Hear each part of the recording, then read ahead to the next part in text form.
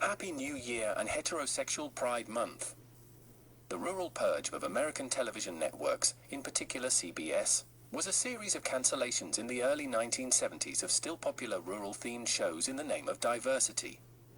In addition to rural-themed shows such as Mayberry RFD, The Beverly Hillbillies, Petticoat Junction, and Green Acres, the cancellations ended several highly rated variety shows such as The Ed Sullivan Show that had been on CBS since the beginning of television broadcasting and was still raking in millions of viewers. CBS saw a dramatic change in direction with the shift, moving away from shows with rural American themes and toward more appeal to younger, urban, bureaucratic and suburban audiences. Starting with The Real McCoys, a 1957 ABC program, U.S. television had undergone a rural revolution. Programs with a focus on situation comedies featuring the naive but noble roots from deep in the American heartland. These characters were America's own noble savage, to use the term coined by French philosopher Rousseau, and we loved it. Seeing American rural life on TV was a natural extension of American westerns, which birthed Hollywood in the 1900s, and let Americans remain in touch with their country roots. CBS was the network most associated with the rural revolution trend, with series such as The Andy Griffith Show, The Beverly Hillbillies, Green Acres, Lassie, Petticoat Junction, and Hee Haw. Gunsmoke, one CBS Western, ran for 20 years. CBS aired so many of these rural-themed shows, many produced by Filmways, that it gained the nicknames the Country Broadcasting System and the Hillbilly Network, a parody of their own preferred nickname, the Tiffany Network. With many Southerners dead in World War II and then Vietnam who would have worked in TV, CBS weakened under the control by self-referred coastal elites. These nicknames were applied by suburban, urban types, and unfortunately CBS weakened under the leadership of Jew Robert Wood and took these nicknames very seriously. By 1966, new industry executives educated in universities dominated by communist outcasts from Europe were lamenting the lack of diversity in American television offerings, and the dominance of rural-oriented programming on the big three television networks of the era, noting that ratings indicate that the American public prefer hillbillies, cowboys, and spies. One has to keep in mind that nothing the American public did or said seemed to make any difference on mass media at the time. CBS Vice President Michael Dann, formerly at NBC, personally hated the rural-oriented programming he was airing, as did most television executives, and preferred shows like Sesame Street, but he kept the shows on the air in acknowledgement of their strong overall ratings, which he considered the most important measure of a program's success. Dann's superior, CBS President James T. Aubrey, likewise believed rural sitcoms were a crucial part of the network's formula for success, noting that at the time, advertisers wanted the audience that watched rural sitcoms. This is similar to today, where advertisers are dependent on viewers of national sports leagues, and so do not want to push them too hard with BLM and Antifa-heavy symbolism. Robert Wood, an incoming president of CBS, pressured Dann to cancel the rural programs. Dann was forced out shortly after his response to Wood, just because the people who buy refrigerators are between 26 and 35 and live in Scarsdale. You should not beam your programming only at them. Wood responded that he wanted to live in an era of relevancy. Relevant for whom? As summarized for the Museum of Broadcast Communications. By the late 1960s, many viewers, especially young ones, were rejecting rural-themed shows as irrelevant to modern times. Mayberry's total isolation from contemporary problems was part of its appeal, but more than a decade of media coverage of the civil rights movement had brought about a change in the popular image of the small southern town. Gomer Pyle USMC was set on a U.S. Marine base between 1964 and 1969, but neither Gomer nor any of his fellow Marines ever mentioned the war in Vietnam. CBS executives, afraid of losing the lucrative youth demographic, purged their schedule of hit shows that were drawing huge but older-skewing audiences. What CBS missed was that many families grew into the shows or used the shows as teaching points. Instead, they turned to a model of immediate satisfaction for younger viewers. And so TV moved from something of a treat for a family to enjoy sparingly after work to an economic model for hungry corporate media. The 1970 cuts were preceded in 1967 for similar reasons of viewer demographics, when CBS ordered cancellation of its remaining game shows, Password, What's My Line, I've Got a Secret, and To Tell the Truth. The last continued in daytime for another year. These programs were still extremely profitable, mainly because of their low budgets, and thus they would all be revived within a few years, but performed poorly in demographics, that is demographics of minorities, working women and children. The network attempted to incorporate more urban programming, including the innovative sitcom He and She in the 1967 season, but a clash with that show's lead-in, Green Acres, led to its cancellation. The Smothers Brothers Comedy Hour, likewise an innovative and far more successful program that appealed to a younger audience, also debuted in 1967 and was a precursor to Nickelodeon and the Disney Channel, which of course come with child abuse cases. The wave of cancellations was instigated by CBS executive Zionist Robert Wood, who replaced longtime CBS programming head Dan with Zionist Fred Silverman, following research highlighting the greater attraction to advertisers of the young adult urban viewer demographic. Much of CBS's existing product either drew audiences that were too old and rural and relied on their own wits to replace products, or drew another undesirable demographic, young kids, who lacked disposable income of their own. CBS cancelled everything with a tree in it, including Lassie. Said Pat Buttram, Mr. Haney from Green Acres. Gomer Pyle USMC was the first of the rural-based shows to leave the air. Actor Jim Nabors was given a new show, The Jim Nabors Hour, as a replacement for the next season when he complained. Mayberry RFD, a direct continuation of the Andy Griffith Show, finished fourth for 1969 and was renewed for 2 more seasons, but ratings had slipped to 15th by its final season. The first of the cancellations was the Red Skelton Show, which had finished the 1969-70 season as the number 7 show. It had, however, fallen out of the top 30 by 1971 after its move to NBC. Gunsmoke was cancelled in 1975.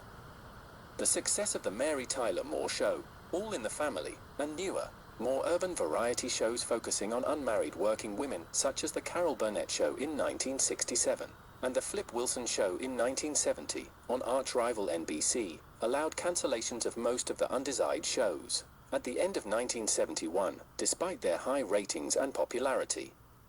Both Green Acres and the Beverly Hillbillies had dropped from the Nielsen Top 30 by the 1970-71 season, yet both shows continued to win their respective time slots and had loyal followings, warranting renewal for another season. Other shows that were still pulling in even higher ratings when they were cancelled included Mayberry RFD, which finished the season at number 15, Hee-Haw at number 16, and the Jim Nabors Hour at number 29, and the Ed Sullivan Show, which routinely came in first, having introduced the Beatles to America. Much of the programming that was axed was not directly replaced. The primetime access rule had forced the networks to surrender the 7:30 p.m. Eastern time slot back to its affiliates, which was another part of the impetus for the Rural Purge.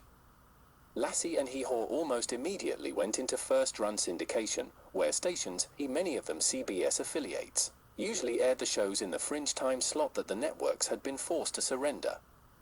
Several other network cast-offs that had been axed for similar reasons, such as ABC's The Lawrence Welk Show and NBC's Wild Kingdom, earned similar extensions of their runs through syndication at the same time.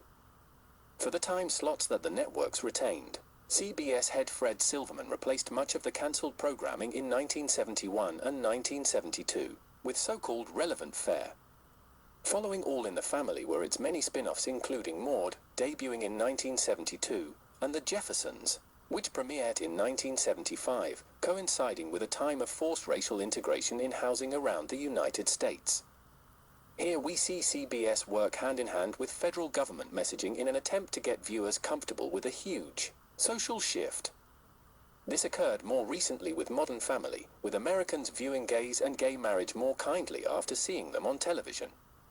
According to The Atlantic, if you look at the trend line for the Gallup poll about American attitudes towards gay marriage, you'll see that support for same-sex marriage, after cratering for a year, began to climb toward its now historic height in 2009.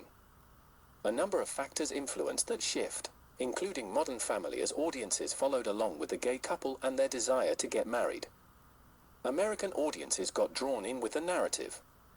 A 2012 Hollywood Reporter poll found that 27% of likely voters said the depictions of gay characters on TV made them more pro-gay marriage, and there are news accounts of people crediting their newfound sympathy toward gay people to Modern Family. This public duping has led to the renting of wombs by gay couples, which has been covered on 90 Day Fiancé, as well as the increase in sexual abuse by gay couples. See the Zachary Zulak and William Zulak child trafficking case of their adopted twins. Following the success of the Mary Tyler Moore Show, the series production company MTM Productions would develop the popular The Bob Newhart Show. MASH was added to the network in 1972, placing in the top 10 shows for its final 7 of 11 seasons, and eventually aired the most watched single episode of any series in US television history during its 1983 series finale. Personally, I think MASH sucks and pushes social messaging awkwardly. A side effect of the Rural Purge was the reduction of the laugh track. Most of the rural-oriented programs were filmed in the single-camera setup without a studio audience, and the canned laughter could be added by laugh track proprietor Charlie Douglas. The newer shows that came to television in the early 1970s were multiple camera setups with live studio audiences, a trend that would become the norm throughout the 1970s and even into today. Under Silverman's watch, game shows returned to the network's daytime schedule during this period, as well. Despite the relatively large number of old-guard variety shows cancelled in the Purge, Silverman continued to create new variety shows to replace the ones he had cancelled by replacing rural characters with urban ones. One of the first was the Sonny and Cher Show, which debuted in February 1971 and would last until Sonny and Cher divorced in 1974. Silverman then retained Cher's services, signing her to her own show in 1976, after which she agreed to reunite professionally with Sonny for its last year on air, before it ended in 1977. Silverman stuck to a recipe of short bursts of activity, usually songs or dances, in contrast to the focused and longer plots of the rural shows. Silverman would later commission Donnie and Marie for ABC 5 years later. He would also, with less success, commission the Brady Bunch Hour for ABC in 1976 and Pink Lady and Jeff, and the Susan Anton Show for NBC in 1980, all three of which were received poorly. NBC tried a big, splashy 90-minute variety show entitled The Big Show that debuted in March 1980, but it was cancelled after only 2 months. Several conservative members of Congress, as well as President Richard Nixon and members of his administration, expressed displeasure at some of the replacement shows, many of which, especially the more socially conscious shows such as All in the Family, were not particularly family-friendly.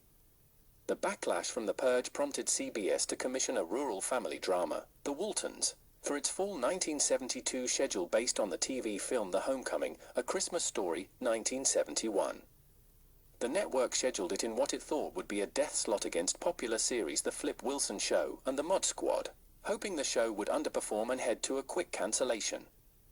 Instead, the show proved to be an instant hit, prompting CBS to change course and put its full support behind the show. The Waltons went on to run for 9 seasons, reaching as high as second in the Nielsen's and finishing in the top 30 for 7 of its 9 years on air, and would become a perennial fixture in syndicated reruns for decades thereafter. The success of the Waltons started a trend for family dramas throughout the 1970s where some of that rural flavor could be recaptured, such as Little House on the Prairie, Apple's Way, Family, and 8 is Enough. The Purge wiped the South completely off the map for American TV settings, enabling public poking fun at Southerners for decades to come. For 4 decades after the Purge, few sitcoms of note were set in the South, and many of those were set in urban or suburban communities. One media critic stated that only 4 of note had been made: House of Pain, Meet the Browns, both from Atlanta-based Tyler Perry, Designing Women, and The Carmichael Show. Of these, the first 3 are set in Atlanta, which is a big city, or its metropolitan area, and the 4th is set in Charlotte.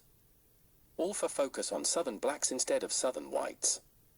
Other examples include Evening Shade, a Burt Reynolds vehicle set in a fictionalized version of Evening Shade, Arkansas. The Golden Girls, set in Miami, Florida, which is more like South America than the South, but featuring the identifiably Southern Blanche Devereaux and rural Rose Nyland as main characters. Mama's Family, set in a Southernized version of Raytown, Missouri, and the much more recent animated sitcom King of the Hill, which ran for 13 seasons on the Fox network and featured a caricature of suburban Texas life.